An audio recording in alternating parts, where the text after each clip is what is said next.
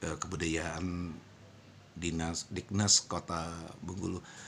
Kira-kira itu pembinaan di dalam kebudayaan Kota Bengkulu ini seperti mana untuk dikembangkan, Bu? Ya, eh, terima kasih. Selamat pagi. Dari bidang kebudayaan, kami mendapat tugas melakukan pelestarian, pengembangan dan pemanfaatan kebudayaan.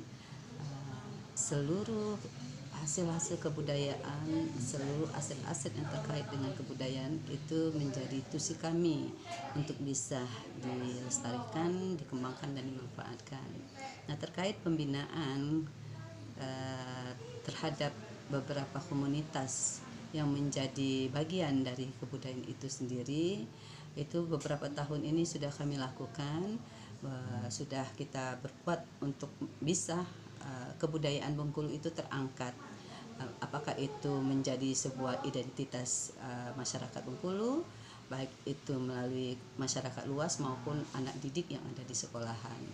Hal ini juga yang menjadi tanggung jawab kita bersama untuk perlindungan. Sebagaimana kita ketahui bahwa kebudayaan itu terdiri dari yang kita menjadi tusi kami adalah dalam hal adat istiadat, itu namanya budaya tradisi ya.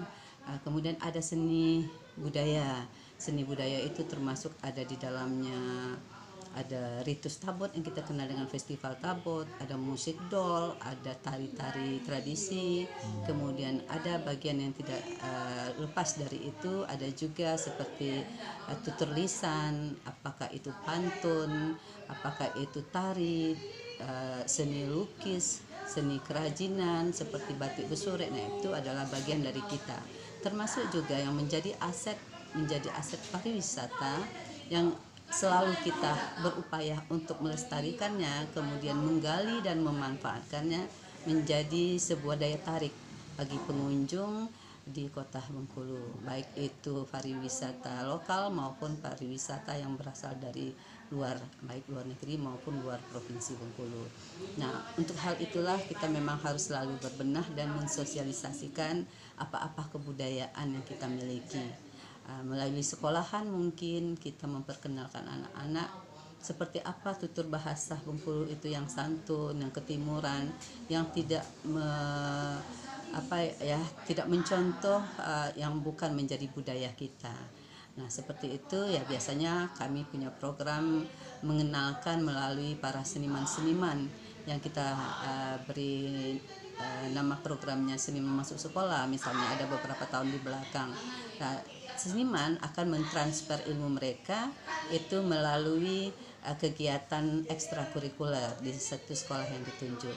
Demikian juga dalam hal pelestarian cagar budaya, itu juga kita sudah melindungi dari hak, dari kehancuran, dari kerusakan, kemudian dari ketidakmanfaatan. Kita lakukan kajian-kajian, kita lakukan rekomendasi kepada kepala daerah melalui SK penetapan agar apa? Agar bisa kita beberapa yang stakeholder terkait bisa mengambil alih, misalnya itu udah rusak harus dibenari, kemudian harus dikenalkan, harus dipromosikan. Nah, salah satu kegiatan yang kita lakukan selama ini seperti itu.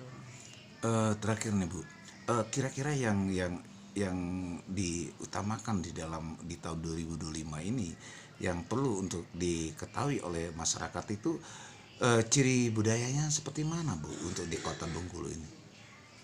Ya, kalau melihat identitas sebuah daerah ya, tidak lepas dari apa-apa yang selama ini kita diturunkan oleh bahasa ibu kita. Mungkin kita melalui bahasa seni kita bisa anak-anak mengenal. Kalau dulu misalnya tidak suka dengan pantun, itu kan menjadi budaya ciri khas kita.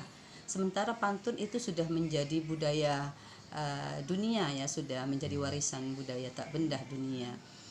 Kita kenalkan seperti apa orang tua kita dulu, nenek moyang kita dulu bertutur kata dengan bahasa safiran, bahasa isyarat gitu, dengan melalui pantun yang santun, yang beradab. Nah, seperti itu contohnya kita galakkan lagi, kita sosialisasikan lagi seni pantun. Nah, salah satunya seperti itu. Banyak sekali kebudayaan-kebudayaan yang menjadi ciri khas di Kota Bengkulu ini. Artinya di sini supaya itu budaya di Kota Bengkulu ini seperti pantun tadi ciri khas itu untuk dilakukan lagi supaya tidak hilang. Jadi himbauan ke seluruh masyarakat Kota Bengkulu itu seperti mana Bu, biar supaya tidak hilang ciri khas artinya budaya itu Bu. Ya, dengan cara antara lain membiasakan ya. Jadi membiasakan dalam keseharian. Kita mungkin dalam meskipun bukan forum resmi, kita bisa berbicara dengan seperti apa bahasa pantun itu lebih etis untuk disampaikan, baik forum acara resmi maupun dalam pembicaraan sehari-hari. Mungkin lebih anak-anak sekarang kan ada bahasa gaul bahasanya. Nah, sekarang coba bahasa gaulnya dilantunkan dengan pantun. Nah, seperti itu contohnya. Oke Bu, terima kasih.